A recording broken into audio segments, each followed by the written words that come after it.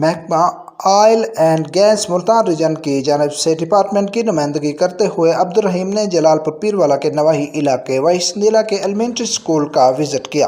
رکن قومی اسمبلی رانا محمد قاسم نون کی تجویز پر اس اسکول کو آئل اینڈ گیس ڈپارٹمنٹ کی جانب سے RO پلانٹ لگا کر دیا جا رہا ہے تاکہ کڑوے پانی کی اس ادارے میں بچوں صاف شفاف میٹھا پانی فراہم کیا جا سکے۔ نمائندہ oil and gas department Abdul Rahim نے ادارے کے وزٹ کے موقع پر اسکول انتظامیہ کو یہ بھی یقین دلایا کہ پانی کی سہولت کے ساتھ ساتھ اسکول کے بچوں کو تعطیلات کے بعد وردی اور اسکول بیگ بھی فراہم کیے جائیں گے۔ اس دوران اسکول انتظامیہ اور ضلع نائب صدر پنجاب ٹیچر یونین محمد افضل خان بلوچ نے محکمہ آئل اینڈ گیس کی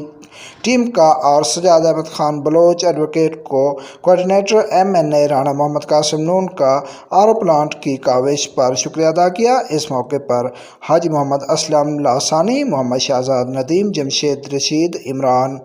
خان اور دیگر بھی موجود تھے۔